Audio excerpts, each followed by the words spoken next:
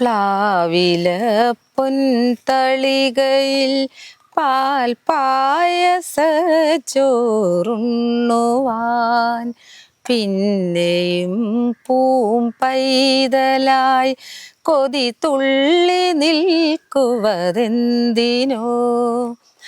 ചെങ്കദളിക്കൂമ്പിൽ ചെറുതുമ്പിയായി തേനുണ്ണുവാൻ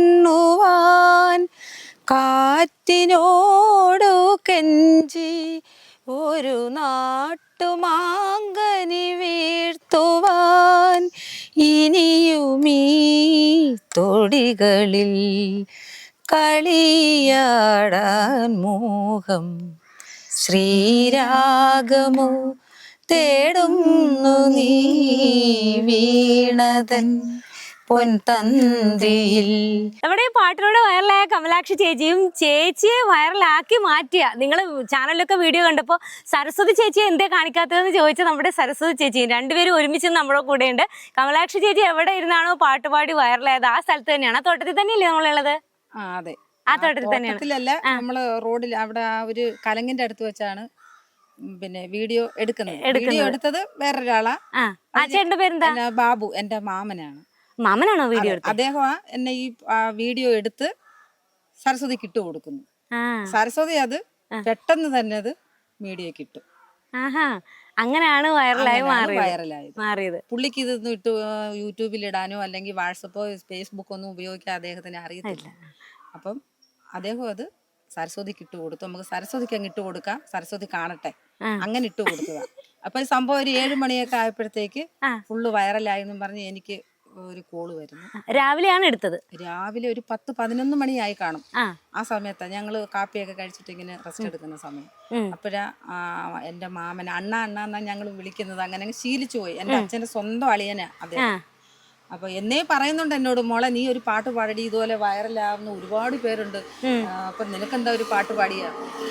ഇതിനിടയ്ക്ക് തൊഴിലുറപ്പിൽ ഒരു സിന്ധുവോ രേഖ എന്ന് പറയുന്ന ഒരു വ്യക്തി ഇതുപോലെ ഒരു പാട്ടുപാടി വൈറലായി. അത് ഞങ്ങൾ കണ്ടിട്ട് ഈ അണ്ണനാണെങ്കിൽ എന്നെ വന്ന് വഴക്ക് പറയുവാടി, നീ നിനക്കെന്താ ഒരു പാട്ടുപാടി, നമുക്ക് ഇട്ട് നോക്കാം, പോന്നെങ്കിൽ പോട്ടെ.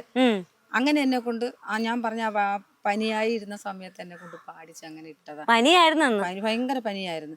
അപ്പൊ അങ്ങനെ അദ്ദേഹത്തിന് ഇതിട്ട് കൊടുക്കാനൊന്നും അറിയാൻ വയ്യാത്തോണ്ട് ചുമ്മാ ഇത് വൈറലാവുമെന്നോ ഇങ്ങനെ പോകുന്നു ഇതൊന്നും ഞങ്ങൾക്ക് അറിയത്തില്ല.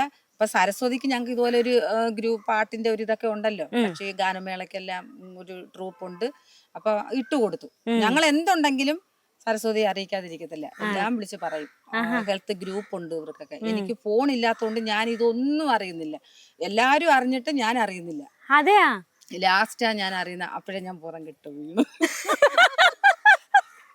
വൈറലായി എന്ന് പറഞ്ഞപ്പോഴേ സത്യത്തിൽ ഞാൻ പേടിച്ചു 2 ആഴ്ച ഞാൻ എനിക്ക് വയറ്റിൽ വെപ്രാളവും ബഹളവും ആൾക്കാർ എന്ന് വെച്ചാൽ ഇതൊന്നും എനിക്ക് അറിയത്തില്ലല്ലോ. എൻ്റെ ജീവിതത്തിൽ ആദ്യമായിട്ട് നടക്കുന്ന ഒരു സംഭവം. ഞാൻ കുഞ്ഞുനാളിൽ സ്കൂളിൽ യൂത്ത് ഫെസ്റ്റിവലിന് പാടുമായിരുന്നു, ഭജനയ്ക്ക് പാടും. എൻ്റെ അച്ഛൻ പാട്ടുകാരനാണ്. എൻ്റെ വീട്ടിലുള്ള എല്ലാവരും പാടും. എൻ്റെ മരുമോള്, എൻ്റെ മോള്, എൻ്റെ മോൻ, എൻ്റെ കൊച്ചുമോൻ 8 വയസ്സുള്ള അദ്ദേഹം നല്ലപോലെ പാടും. എൻ്റെ വീട്ടില് ഫുള്ള് പാട്ടുകാരാണ്, എല്ലാരും പാടും, സൂപ്പറായിട്ട് പാടും. അപ്പൊ ഞാനിങ്ങനെ ഭജനയ്ക്ക് പാടും. പിന്നെ ഈ എന്തെങ്കിലും ഒരു ഫംഗ്ഷനൊക്കെ ഉണ്ടെങ്കിൽ ആ സമയത്തൊക്കെ പാട്ട് പാടും. എല്ലാവർക്കും അറിയാം അവള് പാടുന്നുണ്ടെന്നുള്ളത് അറിയാം. പക്ഷെ ഇത്രയും ഒരു ഇതാരും അങ്ങോട്ട് മൈൻഡ് ചെയ്യാനോ അതല്ലെങ്കിൽ ഇത് എന്നെ ഒന്ന് സപ്പോർട്ട് ചെയ്യാനോ ഒന്നും എനിക്ക് അവസരം കിട്ടിയിട്ടില്ല. അപ്പം ഇപ്പൊ ഈ ബാബു മാമനും സരസ്വതിയും കൂടെയാണ് വിചാരിച്ചപ്പോ ഇത്രയും ഇതാക്കി. ഞാൻ സത്യമായിട്ട് ഞാൻ പ്രതീക്ഷിക്കാത്തൊരു സംഭവമാണ്. ഇപ്പൊ എന്നെ ലോകം മൊത്തം അറിയാൻ. ഞാൻ പുനലൂർ ഇറങ്ങാൻ പറ്റത്തില്ല, എവിടെ പോയാലും. നിങ്ങൾ എവിടെ താമസിക്കുന്ന? ഞങ്ങള് വാഴവിളയില. ഏത് നരിക്കൽ വാഴവിളയാണോ? അതെ. അയ്യോ അതില്ല, ചേച്ചിയുടെ വീടിന്റെ അടുത്താണോ? ആന്ന്. പിന്നെ എവിടെയെങ്കിലും പോവാണെങ്കിൽ എല്ലാരും വന്ന് സെൽഫി എടുക്കുന്നു. ഞാൻ ഇനി പുറകോട്ട് മാറും, കാരണം എനിക്ക് ഇതിന്റെ അറിയത്തില്ല. സെൽഫി ഒക്കെ എടുത്തു. അങ്ങനെ സന്തോഷം, എല്ലാവർക്കും ഭയങ്കര സന്തോഷം. ബന്ധുക്കളൊക്കെ ആണെങ്കിൽ വിളിച്ചിട്ട് ഇത് അവളാണോ സ്ഥലവും പേരൊന്നും അറിയാൻ വയ്യാതെ പോയി. കാരണം അതിനകത്ത് ഈ തൊഴിലുറപ്പിൽ ഇരിക്കുന്ന അതേ ആ ഒരു വേഷത്തിലും ആ ഒരു സെറ്റപ്പിലുമാണ് ആളിരിക്കുന്നത്. നമുക്ക് കാണുമ്പോ കുറച്ചും കൂടെ പ്രായമുള്ള ഒരു അമ്മയായിട്ട് തോന്നും. പക്ഷെ അങ്ങനെ അത്ര പ്രായമൊന്നും ഇല്ല ആൾക്ക്. അത്രേ ഉള്ളൂ. 48 വയസ്സുണ്ടെന്ന് പറഞ്ഞാൽ എന്തോ 28 വയസ്സുണ്ടെന്ന് പറയണ പോലെ വീണ പാടും വീണമായി അകതാരിലൂറും നിറദീപനാളമേ നാളെ നീയൻ താളമായി നിഴലായി വീണ്ടും വിരകാർദ്രഗീതമേ വീണ പാടു വീണമായി മിഴിയൊരു നാളിൽ നീളെ അനുഭൂതികൾ മിഴിച്ചെപ്പിലാരോ പാടും നിറക്കൂട്ടുകൾ അനുരാഗദൂതുമായി മൊഴുതിങ്കളേവാ വീണ പാടും വീണമായി അകതാരിലൂറും നിറദീപനാളമേ നാളെ നീയൻ താളമായി. ഇപ്പൊ സരസ്വതി ചേച്ചി ഇത് വല്ലതും അറിയുന്നുണ്ടോ? സോഷ്യൽ മീഡിയയിൽ എന്താ ഒരു കോലാഹലം നടക്കുന്ന ചേച്ചിയുടെ പേരിലാ ഉള്ള പ്രശ്നം മുഴുവൻ. അതായത് നമ്മുടെ ചാനലിൽ പരിപാടിക്ക് പോയിട്ട് ചേച്ചിനെ കാണിച്ചില്ലെന്ന്. ചേച്ചി അറിഞ്ഞോ അത്? അറിഞ്ഞു. ഭയങ്കര പ്രശ്നമായി പോയി. എല്ലാരും പറയാ എവിടെ സരസ്വതി ചേച്ചി, ഒരു പ്രാവശ്യമെങ്കിലും ഒന്ന് ആ ചേച്ചിയെ കാണിക്കാരെന്നൊക്കെ പറഞ്ഞു. എന്താ ചേച്ചി സംഭവം? അല്ല, ശരിക്കും എനിക്ക് ആ ചേച്ചിയോട് കാണിച്ച ഒരു ഇത്, അതായത് ഇപ്പൊ കഴിവ് ഉള്ള ഒരു പുള്ളിക്കാരത്തിയാണെന്ന് എനിക്ക് എന്നേ മനസ്സിലായത്. കാരണം നമ്മുടെ ഒരു കുടുംബശ്രീയുടെ വാർഷികത്തിന് പാടി അന്നാണ് ഞാൻ ശരിക്കും ആദ്യമായിട്ട് പാടി കേൾക്കുന്നത്. അന്നേ എന്റെ മനസ്സിൽ ഈ ഇത്രയും കഴിവുള്ള ഒരാൾ ഇവിടെ ഉണ്ടോ എന്ന് തോന്നിപ്പോയ ഒരു നിമിഷം ഉണ്ടായിരുന്നു. അപ്പം പിന്നീട് ഇത് എന്റെ കയ്യിൽ കിട്ടിയ സമയത്ത് ഞാൻ വിചാരിച്ചെന്നാ ഇതിനി പുറലോകം ഒന്ന് അറിയട്ടെ എന്ന് കരുതിയിട്ടാണ് എന്റെ ഫേസ്ബുക്ക് പേജിൽ ഞാൻ പോസ്റ്റ് ചെയ്തത്. എന്തായാലും ഒരുപാട് സന്തോഷമുണ്ട്, കാരണം ഈ ലെവലിൽ വരെ എത്തിക്കാൻ പറ്റിയതില്. അങ്ങനെ ചാനലിലൊക്കെ പോയി. ആ ചാനലിൽ പോയ വിശേഷം എന്ന് പറയാം. ആളുകൾക്ക് കുറച്ചു പേർക്ക് മനസ്സിലായി കാണൂല എന്താണ് സരസ്വതി ചേച്ചിനെ കൊണ്ടുണ്ടായ പ്രശ്നമെന്ന്. ശരിക്കും ഇത് സാറ് നമ്മളെ വീഡിയോ കോൾ ചെയ്ത് സാറ് സംസാരിച്ചിരുന്നു. ശരത് സാറ് സംസാരിച്ചു. അപ്പോഴേ 7-ാം തീയതി സാറ് കൊല്ലത്ത് വരുന്നുണ്ട്, അപ്പൊ നമുക്ക് നേരിട്ട് കാണാമെന്ന് പറഞ്ഞു. അപ്പൊ കൊല്ലത്ത് വരുന്ന സമയത്ത് എന്തായാലും ശരി, കൊല്ലത്ത് കൊണ്ടുപോയി കാണാമെന്നുള്ള രീതിയിൽ ഇരിക്കുവായിരുന്നു. അപ്പോഴാണ് അമൃത ചാനലിൽ നിന്ന് നമുക്കൊരു അരുൺ സാറ് വിളിച്ചിട്ട്, നമ്മുടെ ജയചന്ദ്രൻ എന്ന് പറഞ്ഞിട്ട് അദ്ദേഹമാണ് നമ്മുടെ ചാനൽ മീഡിയയിൽ വർക്ക് ചെയ്യുന്നതാണ് ജയചന്ദ്രൻ. അദ്ദേഹമാണ് നമുക്ക് ഈ വിഷ്വൽ വീണ്ടും എടുത്തിട്ട് ഫേസ്ബുക്കിൽ പോസ്റ്റ് ചെയ്ത് സാറുമായിട്ട് വീഡിയോ കോൾ ചെയ്യുന്നത്. അപ്പൊ അതിനുശേഷം അദ്ദേഹത്തെയാണ് വിളിച്ചത്. അരുൺ സാറ് വിളിച്ചിട്ട് പറഞ്ഞു, നിങ്ങൾ ഇത്രാം തീയതി അവിടെ സ്റ്റുഡിയോയിൽ വരണമെന്ന് പറഞ്ഞു. അങ്ങനെ ഞങ്ങൾ രാവിലെ തന്നെ ചേച്ചിയും കൂട്ടി വെളുപ്പിനെ ഇവിടുന്ന് തിരിച്ചു. ഒരു 9-10 മണിയൊക്കെ ആയപ്പോഴത്തേക്ക് ഞങ്ങൾ അവിടെ ചെന്ന് ശരത് സാറിനെ ശരിക്കും ഞങ്ങൾ പലതവണ കണ്ടു. അവിടെ ഓരോ ഷൂട്ട് കഴിയുമ്പോഴും സാർ ഇറങ്ങി വരുന്നത്, അപ്പോഴെല്ലാം ഞങ്ങൾ ഒളിച്ചിരിക്കുക ചെയ്തത്. കാരണം അതൊരു സർപ്രൈസ് ആയിട്ടുള്ള ഒരു പ്രോഗ്രാം ആയിരുന്നു. ശരിക്കും സർപ്രൈസ് ആയിരുന്നു. സാർ അറിഞ്ഞിരുന്നില്ല ഞങ്ങൾ അവിടെ ചെല്ലുന്ന വിവരം. ആണോ? ഞാൻ ശരിക്കും വിചാരിച്ചു അത് സാറിനോട് പറഞ്ഞു കാണുമായിരിക്കും. ഇല്ല, സാറിനോട് പറഞ്ഞില്ല. സാറിനോട് പറയാതെയാണ്. സാറിനെ ഇതൊരു സർപ്രൈസ് പ്രോഗ്രാം തന്നെ ആയിരുന്നു. അപ്പൊ അത് വെച്ചിട്ടാണ് പലതവണ ഞങ്ങൾ സാറിനെ കണ്ടെങ്കിലും ഞങ്ങൾ മുങ്ങിയിരിക്കുകയായിരുന്നു. സാറിന്റെ അടുത്തോട്ടേക്ക് പോയത് പോലും ഇല്ല. ഞങ്ങൾ മാറിയിരിക്കുവായിരുന്നു. എന്നിട്ട് അവസാനമാണ് എനിക്ക് തോന്നിയ ഒരു 3 എപ്പിസോഡ് ഷൂട്ട് കഴിഞ്ഞതിന് ശേഷമാണ് ഞങ്ങളെ ഫ്ലോറിലേക്ക് വിളിക്കുന്നതും. അപ്പോഴാ ആ ഒരു ഷൂട്ടിന്റെ ഇടയിലാണ് ചേച്ചിയെ വിളിച്ച് കയറ്റിയത്. കാരണം വെച്ചാൽ അത് സോഷ്യൽ മീഡിയയിൽ എല്ലാവരും പറയുന്ന കണക്ക് ഞാനത് എങ്ങനെയാണ് ഉൾക്കൊണ്ടതെന്ന് വെച്ചാൽ, എനിക്ക് മനസ്സിലായ ഒരു കാര്യം, ശരിക്കും കോമഡി ഉത്സവം അല്ലെങ്കിൽ മറ്റ് ഇപ്പൊ നമ്മുടെ ഓഡിയൻസിനെ കാണിക്കുന്ന ഒരു പ്രോഗ്രാം അല്ല അത്. അപ്പൊ അത് കുട്ടികളുടെ ഒരു കോമ്പറ്റീഷൻ പ്രോഗ്രാമിന്റെ ഇടയ്ക്ക് അപ്പൊ സാറിന്റെ പാട്ട് പാടി വൈറലായി സാറിനെ എത്രയും വേഗം കാണിക്കുക എന്നുള്ളത് മാത്രമാണ് ഉദ്ദേശിച്ചത് എന്നാണ് എനിക്ക് മനസ്സിലാക്കാൻ സാധിച്ചത്. അപ്പോഴാ ഒരു സാഹചര്യത്തിൽ അത്രേ അവിടെ പറ്റുള്ളൂ. കാരണം അവിടെ ഓഡിയൻസിന് ഇരിക്കാനുള്ള ഒരു സ്ഥലം ഇല്ല, ഓഡിയൻസിനെ അവിടെ കാണിക്കുന്നില്ല. അപ്പൊ അതിൽ ഓഡിയൻസ് എന്ന് പറയുന്നത് നമുക്ക് ഇപ്പൊ ആങ്കറിനെ കാണിക്കുന്നുണ്ട്, അതുപോലെ ഈ കോമ്പറ്റീഷന് പങ്കെടുക്കുന്ന മറ്റു കുട്ടികളെ മാത്രമേ കാണിക്കുന്നുള്ളൂ. അപ്പൊ ആ ഒരു വേദിയാണത്. അല്ലെങ്കിൽ തീർച്ചയായിട്ടും ഓഡിയൻസിനെ കാണിക്കുന്ന ഒരു വേദിയായിരുന്നെങ്കിൽ എന്റെ മുഖവും കണ്ടേനെ. പക്ഷെ അതിലുപരി നമ്മുടെ ആ പേര് ചേച്ചി എന്നെ പറഞ്ഞു, ഇത് എന്താണ് സാഹചര്യം, എങ്ങനെയാണ് വൈറലായത്, അപ്പൊ ഞാൻ എന്താണ് ചെയ്തതെന്നുള്ളത് അത് പറഞ്ഞു. അത് കേൾക്കുമ്പോ തന്നെ നമുക്ക് സന്തോഷമായി. അപ്പൊ നമ്മുടെ മുഖം കാണുന്നതിലോ നമ്മൾ ചെയ്ത കാര്യം പറയുന്നതിലോ അല്ല, എനിക്കൊരു പുണ്യപ്രവൃത്തി ചെയ്യാൻ സാധിച്ചു എന്നുള്ളതിന്റെ ഒരു സന്തോഷത്തിലാണ് ഞാൻ.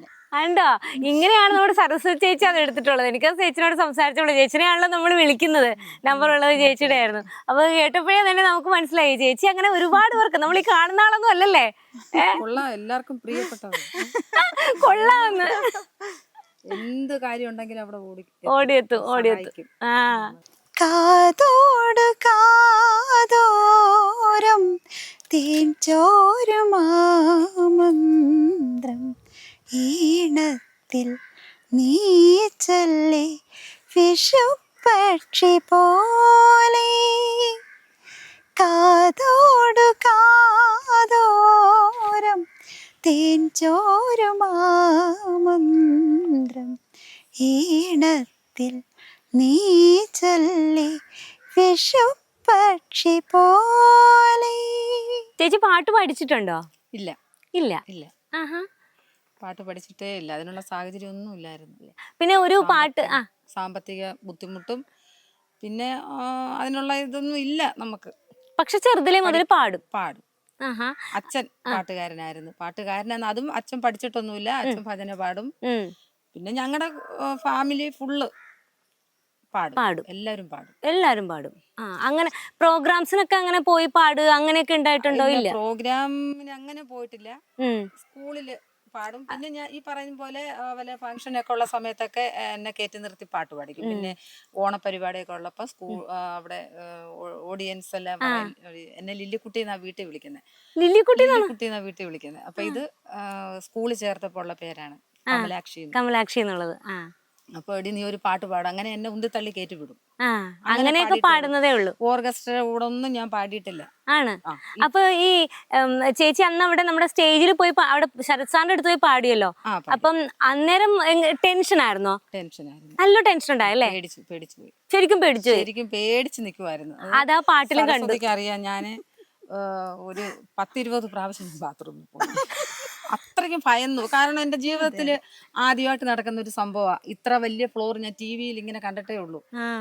ശരത് സാറിനെ കണ്ടപ്പോഴത്തേക്ക് അതിൽ കുറെ കൂടെ എനിക്ക് എന്ന് വെച്ചാൽ എനിക്ക് വലിയ ബഹുമാനവും സ്നേഹവും. എനിക്ക് അദ്ദേഹത്തിന്റെ പാട്ട് ഭയങ്കര ഇഷ്ടമാണ്. അതങ്ങനെ ആരും പാടി ഫലിപ്പിക്കാൻ പറ്റാത്തൊരു കമ്പോസിംഗ് ആണ് അദ്ദേഹത്തിന്റെ. പക്ഷെ അത് എനിക്ക് ഭയങ്കര ഇഷ്ടമാണ് സാറിന്റെ പാട്ട്. അത് ഈ ശ്രീരാഗമോ കേൾക്കുമ്പോൾ തന്നെ അതെനിക്ക് ഞാൻ കേട്ടിരിക്കും. അതങ്ങനെ TV-യിലൊക്കെ കണ്ടും കേട്ടൊക്കെ ഞാൻ അത്രയും വരികൾ അത് ആദ്യം ഇത് വൈറലായ ആ പാട്ട് വരികൾ മൊത്തം തെറ്റായിരുന്നു. ആദ്യത്തെ വരി അവസാനവും പാടി, അവസാനത്തെ ആദ്യവും പാടി. അങ്ങനെ പിന്നെ ഇത് വൈറലായതിനു ശേഷം ഞാൻ മക്കൾ എനിക്ക് ബുക്കിൽ എഴുതി തരും. അങ്ങനെ ഞാൻ കേട്ട് പഠിച്ച് വരികൾ ഇപ്പം അതിന്റെ സ്വരങ്ങളൊന്നും എനിക്ക് അറിയത്തില്ല. ശരത് സാർ എന്ത് പറഞ്ഞു? സാറിന് ഭയങ്കര ഇഷ്ടപ്പെട്ടു. ഭയങ്കര ഇഷ്ടപ്പെട്ടല്ലേ? ആ ഒരു സ്നേഹവും വാത്സല്യവും ശരിക്കും കാണാനും ഉണ്ടായിരുന്നു ആ പ്രോഗ്രാമിൽ അല്ലേ? ഉണ്ടായിരുന്നു. നമ്മുടെ കമലാക്ഷി ചേച്ചി അല്ലെ ലില്ലിക്കുട്ടി ചേച്ചി എന്ത് വിളിക്കണം? പറഞ്ഞ ഒരു വാക്കുണ്ട്, ശുദ്ധ സംഗീതമാണെന്നാ പറഞ്ഞത്. കാരണം ഇത് നമ്മളൊരാള് പഠിപ്പിച്ചെടുത്ത് പാടിയതല്ലല്ലോ. അപ്പൊ കേട്ട് പഠിച്ച് അപ്പൊ അത് സാർ എത്രയ്ക്ക് ആ പാട്ടിലേക്ക് അതിന്റെ ഒരു ആത്മാർത്ഥത കാണിച്ചിട്ടുണ്ട്. അത് പുള്ളിക്കാരി ഏറ്റെടുത്ത് പാടിയെന്നുള്ള ഒരു സന്തോഷം കൂടിയായിരുന്നു സാറിന്റെ വാക്കുകളിൽ നമുക്ക് മനസ്സിലായി. പാട്ടിനൊരു ജീവനുണ്ട്, ഒരു ആത്മാവുണ്ടെന്നുള്ളത് ഫീൽ ചെയ്തു അല്ലേ? അത് എല്ലാവർക്കും കേൾക്കുമ്പോൾ വരികൾക്കും അതിന്റേതായിട്ടുള്ള ഒരു ഫീലിങ്സ് കൊടുത്ത് ചേച്ചി പാടിയിട്ടുണ്ട്. അത് ഈ അടുത്തിരിക്കുന്ന ആള് നല്ലൊരു പാട്ടുകാരിയാണ് കേട്ടോ. വാക്കുകൾ തെറ്റാണെന്നോ അതൊന്നും അല്ല അവിടുത്തെ വിഷയം. അതല്ല, ഓരോ പാട്ടിലും അതിന്റേതായിട്ടുള്ള ഒരു സംഗതികളുണ്ട്. അത് ആ സംഗീതം ചെയ്തവർക്കറിയാം അതെന്താണ് അവർ കൊടുത്തതെന്ന്. അത് ഉൾക്കൊണ്ട് ഒരാളിനെ സ്വീകരിക്കാതിരിക്കാൻ പറ്റത്തില്ലല്ലോ. അതാണ്. വേറെ ആരെങ്കിലും ഇതുപോലെ പാട്ടുകാരോ സംഗീത സംവിധായകരോ ആരെങ്കിലും ചേച്ചിനെ പാട്ട് കണ്ട് വിളിക്കുകയോ മെസ്സേജ് അയക്കുകയോ എന്തെങ്കിലും ചെയ്തോ? മെസ്സേജ് അയക്കാൻ ഞാൻ പറഞ്ഞില്ലയോ, കാണാൻ പറ്റിയ മൊബൈലില് ആരെങ്കിലും പറഞ്ഞറിയും ഇന്നതുപോലെ ഇന്ന മെസ്സേജുകൾ വന്നിട്ടുണ്ട്, കമന്റ്സുകൾ കിടക്കുന്നു അമ്മയുടെ.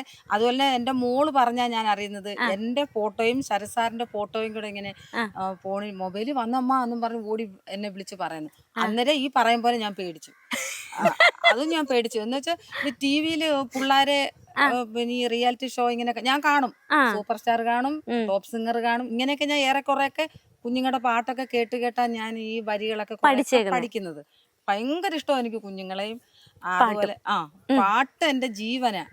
എനിക്ക് ഭയങ്കര ഇഷ്ടമാണ്. ഞാൻ വീട്ടില് എവിടെ ഏത് സമയത്ത് ഉറങ്ങുന്ന സമയത്തല്ലാതെ ജോലി ചെയ്യുന്ന സമയത്തെല്ലാം ഞാൻ ഏതെങ്കിലും ഒരു പാട്ട് എനിക്ക് ഇഷ്ടപ്പെട്ട അതിങ്ങനെ ഞാൻ പാടി നടക്കും. വീട്ടുകാർക്ക് വരെ ബുദ്ധിമുട്ടായിട്ടുണ്ട്. ചെവിയും തലയും കേക്കണ്ടല്ലോ എന്ന് പറഞ്ഞിട്ടുണ്ട്. വെളുപ്പിനൊക്കെ എഴുന്നേറ്റ് ആഫീസ് ഞാൻ ആദ്യമേ ഞാൻ കശുവണ്ടി ഫാക്ടറി ജോലിക്ക് പോകുമായിരുന്നു. പിന്നെ വീട്ടു ജോലിക്ക് പോകും. അതിപ്പോഴും പോകും. കുഞ്ഞുങ്ങളെ നോക്കാനും വീട്ടു ജോലിക്കും എന്നെ കൊണ്ട് പറ്റുന്ന എന്ത് ജോലിക്കും ഞാൻ പോകും. എനിക്ക് സുഖമില്ലാത്തതാ. തൈറോയ്ഡുണ്ട്, നട്ടലിന് അകൽച്ചയുണ്ട്, പെടലിക്ക് തേയ്മാനമുണ്ട്, എല്ലാ അസുഖവും ഉണ്ട്. ഇതൊക്കെ വെച്ചിട്ട് നമ്മുടേതായ കാരണം കൂലിപ്പണിക്കാരാ ഞങ്ങളെ അറിയാമല്ലോ. ഞങ്ങൾ സരസ്വതിക്ക് അറിയാം ഞങ്ങളുടെ കാര്യങ്ങളൊക്കെ. അപ്പം ആ സമയത്തൊക്കെ വെളുപ്പിന് എഴുന്നേറ്റ് ചോറും കറിയൊക്കെ വെച്ച് ഒരുക്കി വെച്ചിട്ട് വേണം ആഫീസിൽ പോകേണ്ടത്. ആ സമയത്തൊക്കെ എണീറ്റ് പാട്ട് പാടുമ്പോൾ അവർക്ക് ശല്യമില്ലേ, ഉറങ്ങാൻ സമ്മതിക്കത്തില്ല എന്നും പറഞ്ഞ് എന്നെ വഴക്ക് പറഞ്ഞിട്ടുണ്ടല്ലേ. പക്ഷെ നമ്മളങ്ങനെ പാടി നടന്നതിന് ഒരു ഗുണം ഉണ്ടായല്ലേ. അപ്പൊ ഇപ്പൊ ഞാൻ പറഞ്ഞു, നിങ്ങൾ നോക്കിക്കോ എന്നെ ഈ വഴക്ക് പറയുന്നത്. സത്യം ദൈവം എൻ്റെ ആ പ്രാർത്ഥന കേട്ടെന്നാ തോന്നുന്നു. ഞാൻ പറയാം, നിങ്ങൾ നോക്കിക്കോ എന്നെ, നിങ്ങൾ ഈ വഴക്ക് പറയുന്നവർക്കൊക്കെ ഒരു അടി ഞാൻ തരും. പക്ഷെ ഇത് അറിഞ്ഞപ്പോഴും നീ കൊള്ളാല്ലോ, ഏതായാലും അത് പറ്റിയല്ലോ. എന്റെ കൊച്ചുമോൻ വരെ എന്നെ കളിയാക്കുമായിരുന്നു, മോന്റെ മോൻ. ഞാൻ പറഞ്ഞു, ഇപ്പൊ എങ്ങനെ ഉണ്ടടാ നിന്റെ അച്ചാച്ചനും നീയും കൂടെ എന്നെ കളിയാക്കിയിട്ടില്ലേ? അങ്ങനെ സത്യം ആ ഒരു ദൈവം കേട്ടു. അതെ, അതിനൊരു അവസരം വന്നു അല്ലേ. എല്ലാത്തിനും ഒരു സമയമുണ്ട്. അതിന് ഞാൻ സത്യം പറഞ്ഞ ഞാൻ കൂടുതൽ നന്ദി തീരത്തില്ല. അത്രയ്ക്ക് സന്തോഷവും നന്ദി അറിയിക്കുന്ന ഞാൻ സരസ്വതിയെ, എൻ്റെ ബാവുമാമൻ എന്ന് പറയുന്ന ആ വ്യക്തിയെ. എനിക്ക് എന്നോട് ഇപ്പോഴും എന്ത് കാര്യം ഉണ്ടെങ്കിൽ എന്നോടൊപ്പം ഉണ്ട്. എന്നോട് പറഞ്ഞു, നീ ഇത് നിർത്തരുത് മോളെ, നീ പാട്ട് പാടുന്ന എനിക്ക് നോക്കട്ടെ, ഞാൻ മൊബൈലൊക്കെ എല്ലാവരും ഒക്കെ കൂടി ഒന്ന് എടുത്ത് തരാൻ പറ്റുമല്ലോ നോക്കട്ടെ എന്നൊക്കെ ഇന്നലെയും കൂടി വിളിച്ചിട്ട്. എവിടെ എൻ്റെ സ്നേഹഗായകൻ, ഓ രാജഹംസമേ. ഈ പാട്ട് ഇങ്ങനെ പാടിയത് വൈറലായെങ്കിലും അതിന്റെ പിന്നിൽ വന്ന കമന്റ്സും കാര്യങ്ങളൊന്നും ചേച്ചി കണ്ടിട്ടേ ഇല്ല, ഒന്നും ആരെങ്കിലും ഉണ്ടെങ്കിൽ ഉടനെ ഞാൻ മകൾക്ക് അയച്ചു കൊടുക്കും. ചേച്ചി വിളിച്ച് കിട്ടിയില്ലേ മോൾക്ക് അയച്ചു കൊടുക്കും. അപ്പൊ അവളുടെ ഫോണിൽ ഇട്ടേരെ, അപ്പൊ ഞാൻ കണ്ടോളാന്ന് പറയും. കുഞ്ഞാ വിളിച്ച എന്നോട് പറയുന്ന കാര്യങ്ങളൊക്കെ. പക്ഷെ അറിഞ്ഞോ ഇന്നതുപോലെ ഇന്ന കാര്യങ്ങളാ സരസ്വതി ചേച്ചി വിളിച്ചായിരുന്നു. ഞാൻ പക്ഷെ വാട്സപ്പിൽ അയച്ചു കൊടുത്താലും ആ സമയത്തൊന്നും അവര് കാണത്തില്ല. ഈ സംഭവം പിന്നെ ഞാൻ പോസ്റ്റ് ചെയ്ത് കൊറേ പെട്ടെന്നായിരുന്നു ക്ലിക്ക് ആയത്. അപ്പം എനിക്കത് ബോധ്യപ്പെട്ട സമയത്ത് തന്നെ ഞാൻ ചേച്ചിയെ വിളിച്ച് പറഞ്ഞു, ചേച്ചി വൈറലായിട്ടുണ്ടേന്ന് പറഞ്ഞു. ചേച്ചി ശ്രദ്ധിച്ചോ ഏതെങ്കിലും വേറെ സെലിബ്രിറ്റീസിന്റെ ഒക്കെ കമന്റ്സ് ഒക്കെ ഉണ്ടോ അതിനകത്ത്? ഉണ്ടല്ലേ. ആരെങ്കിലും ഓർക്കുന്നുണ്ടോ? ഇല്ല, അങ്ങനെയില്ല. പക്ഷെ എങ്കിൽ ആ പാട്ടിനെ കുറിച്ച് അല്ല, ശരിക്കും സെലിബ്രിറ്റി അല്ല, അത് നമുക്ക് അറിയാമല്ലോ. ഇപ്പൊ പാട്ടിനെ സ്നേഹിക്കുന്നവര്, ഇപ്പൊ എത്ര കഴിവില്ലാത്തവരാണെങ്കിലും പാടാൻ കഴിയത്തില്ലെങ്കിലും പാട്ടിനെ കുറിച്ച് മനസ്സിലാക്കുന്ന ഒരുപാട് പേരുണ്ട്. അതിന്റെ കമന്റ്സ് ഒക്കെ എല്ലാം വന്നിട്ടുണ്ട്. ചേച്ചി നല്ലൊരു പാട്ടുകാരിയാണ്. നേരത്തെ പറഞ്ഞത് എനിക്ക് മുഴുമിക്കാൻ പറ്റിയില്ല. സരസ്വതി നല്ലൊരു പാട്ടുകാരിയാണെന്ന് മാത്രമല്ല ഒരു ഗാനമേളയുടെ ട്രൂപ്പൊക്കെ ഉള്ള ആളാണല്ലേ. സജീവമായിട്ട് ചേച്ചിയും ചേച്ചിയുടെ മോളും എല്ലാവരും പാട്ട് പാടും. ആകാശഗംഗ തീരത്തിനപ്പുറം 1000 സ്വർണ്ണക്കൽ മണ്ഡപം, പൗർണമി തോറും ഒരേകനാം ഗന്ധർവൻ പാടാനണയുന്ന നൊമ്പരം. ആകാശഗംഗ തീരത്തിനപ്പുറം 1000 വെണ്ണക്കൽ മണ്ഡപം, പൗർണമി തോറും ഒരേകനാം ഗന്ധർവൻ പാടാനണയുന്ന നൊമ്പരം. ഇപ്പൊ തന്നെ ഇത് 2000 പുറത്ത് ഇപ്പോഴത്തെ ഈ ഒരു വീഡിയോസ് അതിന്റെ കമന്റ് ഞാൻ കണ്ടു.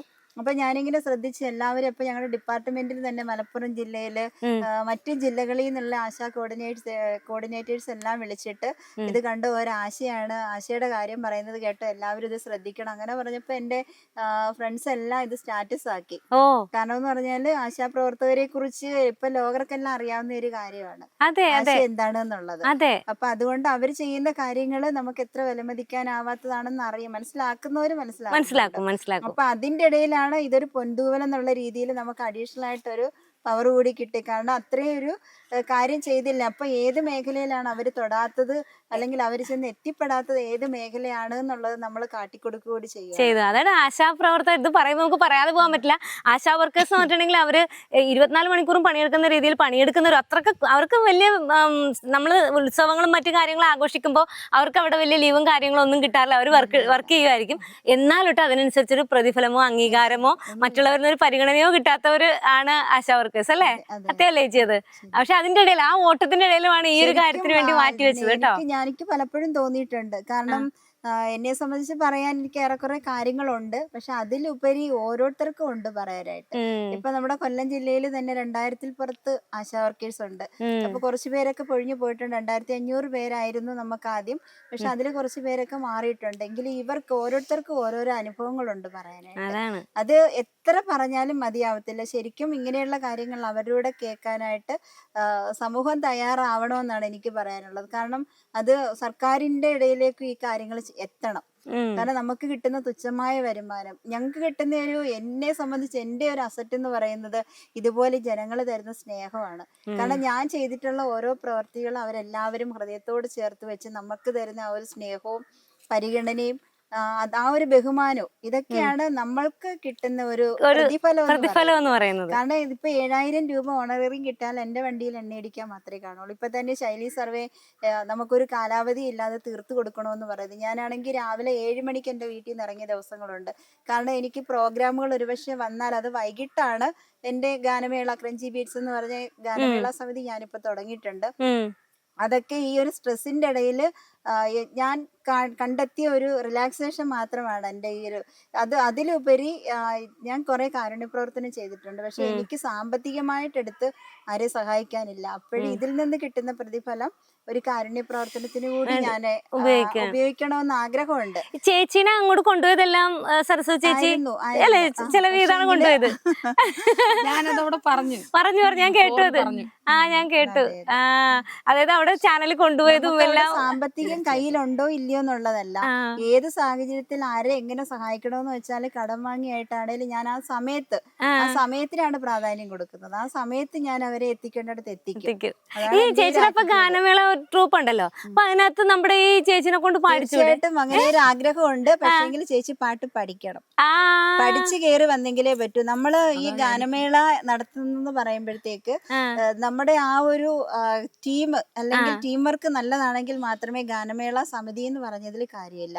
പക്ഷെ നല്ല ഗായകരെ കൊണ്ട് നല്ല ഓർക്കസ്ട്ര വെച്ച് നല്ല രീതിയിൽ പാടിയെങ്കിൽ മാത്രമേ ആ പ്രോഗ്രാം വിജയിക്കുള്ളൂ. പക്ഷെ വെറുതെ ഒരു ഗാനമേള എന്ന് പറഞ്ഞ് കൊണ്ടു നടന്നിട്ട് കാര്യമില്ല. പക്ഷെ ഞാനിപ്പോ അത്രത്തോളം അതിൽ നിന്ന് ആദ്യം എനിക്കൊരു വാട്സപ്പ് കൂട്ടായ്മ ഉണ്ടായിരുന്നു, വേൾഡ് ഓഫ് മ്യൂസിക് എന്ന് പറഞ്ഞ്. അതിൽ കുറെ ഗായകരെ പരിചയപ്പെട്ടിട്ടാണ് എനിക്ക് ഇങ്ങനെ ഒരു ഗാനമേള സമിതി ചെയ്യണമെന്ന് തോന്നിയത്. അപ്പം ഗാനമേള എന്ന് പറയുമ്പോഴത്തേക്ക് അപ്പൊ ആർട്ടിസ്റ്റുകൾ നല്ലതായിരിക്കണം, ഓർക്കസ്ട്ര ടീം നല്ലതായിരിക്കണം. അപ്പൊ അത് നല്ലൊരു ഇത് കൊടുത്തെങ്കിൽ മാത്രമേ സമൂഹത്തില് ജനങ്ങൾ നമ്മളെ ഉൾക്കൊള്ളത്തുള്ളൂ. അപ്പൊ ആ രീതിയിലാണ് ഞാനിപ്പം ക്രഞ്ചി ബീറ്റ്സ് കൊല്ലം എന്നുള്ള രീതിയിൽ ഒരു ഗാനമേള സമിതി തുടങ്ങിയിരിക്കുന്നത്. മെയിനായിട്ട് ഉദ്ദേശം ഇതിൽ നിന്ന് കിട്ടുന്ന വരുമാനം എനിക്ക് കാരുണ്യ പ്രവർത്തനത്തിനായിട്ട് മാറ്റിവെക്കണം. അതാണ് മെയിനായിട്ട്. കാരണം ഞാൻ ചെയ്ത പ്രവർത്തനങ്ങൾക്കൊന്നും അന്ന് എനിക്ക് സാമ്പത്തികം എന്റെ കൈവശം ഇല്ലാത്ത സമയത്ത് ഞാൻ മറ്റുള്ളവരുടെ മുന്നിൽ കൈനീട്ടിയിട്ടാണ് പലരെ സഹായിച്ചിട്ടുള്ളത്. അപ്പൊ എനിക്ക് സ്വന്തമായിട്ടൊരു വരുമാനം കണ്ടെത്തി എന്റെ വരുമാനത്തിലൂടെ എനിക്ക് മറ്റുള്ളവരെ സഹായിക്കാൻ സാധിക്കണം. അതും എന്റെ മനസ്സിന്റെ ഒരു ആഗ്രഹമാണ്. അപ്പം അതിനാണ് മെയിനായിട്ടും ഇങ്ങനെ ഒരു സമിതി തുടങ്ങിയത്. മനത്തെ മരിക്കുറുമ്പേ പെയ്യല്ലേ പെയ്യല്ലേ പൊന്നേ, മടത്തെ മടക്കിടങ്ങൾ വാവുറങ്ങാരോ, വവം പടിയുറക്കാൻ എല്ലില്ലെന്നമ്പയൻ പൊന്നേ, ചരത്തെ നോവുതരാട്ടിൽ നീ ഉറങ്ങാരോ, മാമൂട്ടാനിങ്കും കൊണ്ടേ മാറു ചോരുന്നെന്റെ ചെല്ലപ്പുള്ളേ, നെഞ്ചോരം പടിയുറക്കാൻ ഉള്ളം കരഞ്ഞേ ചെല്ലപ്പുള്ളി. അപ്പൊ നമ്മുടെ ചേച്ചി പാട്ട് പഠിച്ചു വന്ന ചേച്ചിയുടെ അടുത്ത് ഞാൻ പറഞ്ഞിട്ടുണ്ട്, ചേച്ചി നന്നായിട്ട് പാടിക്കോ, പാട്ട് പഠിച്ചോ, അപ്പൊ നമ്മുടെ ഇതില് വേദികൾ ഞാൻ കൊടുക്കാന്ന് ചേച്ചിക്ക് ഞാൻ വാക്ക് കൊടുത്തിട്ടുണ്ട്. ആ വാക്കൊക്കെ ഒന്ന് അനുസരിക്കോ? പാട്ട് പഠിച്ചോളൂ. പഠിക്കണം എന്ന് പറഞ്ഞില്ലേ മോളെ, മൊബൈൽ ഉണ്ടായിരുന്നെങ്കിൽ തീർച്ചയായിട്ടും ഞാൻ വീട്ടിൽ ഇരുന്ന് കേട്ട് പഠിക്കും. ചേച്ചിക്ക് അങ്ങനത്തെ മൊബൈൽ ഇല്ല. അതാണ്ട് ഒരു ചെറിയ ഫോണാണ് ഇരിക്കുന്നത്. അതും ഈ ബാബുമാമന്റെ ആണോ? പഴയ ഫോണാണ്. പഴയതാ. അത് വിളിച്ചാലൊന്നും കിട്ടത്ത പോലും ഇല്ല. എന്നെ കിടന്ന് വിളിയോട് വിളിയായിരുന്നു. പൈസ തീർന്നു കഴിയുമ്പോഴും ഇപ്പോഴും അങ്ങനെ ഉണ്ടല്ലോ. അത് പഴയ പൊട്ട ഫോണാ, അത് കിട്ടത്തില്ല. ചിലപ്പോഴെങ്ങാണോ ആരും വിളിച്ചാൽ കിട്ടും, ഇല്ലെങ്കിൽ അത് നമുക്ക് അതിനെല്ലാം അവസരം. അതെ, ഒരു അവസരം വരും ചേച്ചി. ചേച്ചിക്ക് ഒരു മൊബൈലൊക്കെ കിട്ടും. മൊബൈല് കിട്ടിയാൽ എനിക്ക് ഞാൻ പഠിക്കും. ഏത് പാട്ടായാലും ഞാൻ ഒരു 2-3 വട്ടമൊക്കെ കേട്ട് കഴിയുമ്പോൾ ഞാൻ പഠിക്കും അല്ലേ? പക്ഷെ ഈ താളം ഇതായിട്ട് ഓർക്കസ്ട്രയുടെ കൂടെ ഒക്കെ പാടി കരോക്കെ ഒക്കെ പാടി പഠിക്കാന്നുണ്ടെങ്കിൽ ഇത് എന്റെ വേൾഡ് ഓഫ് മ്യൂസിക് എന്ന് പറഞ്ഞ ഒരു പാട്ട് കൂട്ടായ്മയുണ്ട്. അതിന്റെ 2ാം വാർഷികത്തിന് ചേച്ചിയെ കൊണ്ടുപോയിരുന്നു. പിന്നെ അതുപോലെ സുഹൃതം വയോജന സംഗമം നമ്മുടെ ആശ്രയ കേന്ദ്രമായിട്ട് ബന്ധപ്പെട്ട ഒരു ആ വേദിയിലൊക്കെ ചേച്ചിയെ കൊണ്ടുപോയിരുന്ന ആദരവൊക്കെ കൊടുത്തിരുന്നു. അന്ന് ഇതുപോലെ കരോക്കെ ഇട്ട് വാർഷികത്തിന് പാടിയപ്പം അത്ര ശരിയായി വന്നില്ല. അപ്പൊ പിന്നെ ചേച്ചി പാടിയ പാട്ട് ഞാനും കൂടെ ചേർന്ന് ഏറ്റു പാടേണ്ടി വന്നു. ചേച്ചിക്ക് കഴിവുണ്ട്. ചേച്ചി ആ കഴിവിലേക്ക് നമ്മൾ കൈപിടിച്ച് കൊണ്ടുവരണം. അതാണ് ഇനി നമ്മുടെ ആവശ്യം. അതെ, അത് നടക്കും ചേച്ചി. പിന്നെ നമ്മുടെ തൊഴിലുറപ്പിന്റെ അവിടെ ഇരുന്ന് പാടിയെന്ന് പറഞ്ഞ വലിയ കോലാഹലമൊന്നും ഉണ്ടായില്ലല്ലോ അല്ലേ? നിങ്ങളുടെ ഒരു കുഴപ്പമില്ല. അതില് എന്റെ അതായത് പഞ്ചായത്ത് സാറുമാരെല്ലാം എനിക്ക് ഫുൾ സപ്പോർട്ടായിരുന്നു. ഇത് കണ്ടിട്ട് ഞങ്ങളുടെ അശ്വിൻ സാർ എന്ന് പറയും, ഞങ്ങളുടെ മെയിൻ സാർ അവിടുത്തെ. അകതാരിലൂറും നിറദീപനാളമേ നാളെ നീയൻ താളമായി നിഴലായി വീണ്ടും വിരകാർദ്രഗീതമേ വീണ പാടുമീണമായി. അപ്പൊ എന്തായാലും നമ്മളുടെ ഈ വീഡിയോയിലൂടെ നമ്മുടെ സരസ്വതി ചേച്ചിനെയും പിന്നെ കമലാക്ഷി ചേച്ചിനെയും ഒരുമിച്ച് കണ്ടപ്പോഴത്തേക്കും എല്ലാവർക്കും ആ ഒരു പരാതി മാറി കിട്ടിക്കാണും. എന്നാലും നമ്മളിവിടെ ഇരിക്കുമ്പോഴും സരസ്വതി ചേച്ചിനെ വിളിച്ചോണ്ടിരിക്കുകയാണ് ഓരോരുത്തർ. എന്താണെന്നാലും സരസ്വതി ആ ഫ്ലോറിലോട്ടൊന്ന് കയറ്റാതിരുന്നത് അല്ലേ? അല്ല, അങ്ങനെ കയറ്റാൻ വേണ്ടിയിട്ട് നമ്മുടെ കമലാക്ഷി ചേച്ചി ഒന്ന് റിക്വസ്റ്റ് ഒക്കെ ചെയ്തിരുന്നു. പക്ഷെ സാധിച്ചില്ലല്ലേ ചേച്ചി? ചേച്ചിയുടെ റിക്വസ്റ്റ് അവിടെ സ്വീകരിക്കപ്പെട്ടില്ല. പക്ഷെ നമുക്ക് ഇപ്പൊ കാണിക്കാൻ പറ്റിയില്ലേ? അപ്പൊ സന്തോഷായില്ലേ? രണ്ടുപേർക്കും സന്തോഷമായി. ചേച്ചിനെ കാണുമെന്ന് ആഗ്രഹിച്ച നമുക്ക് സന്തോഷമായി.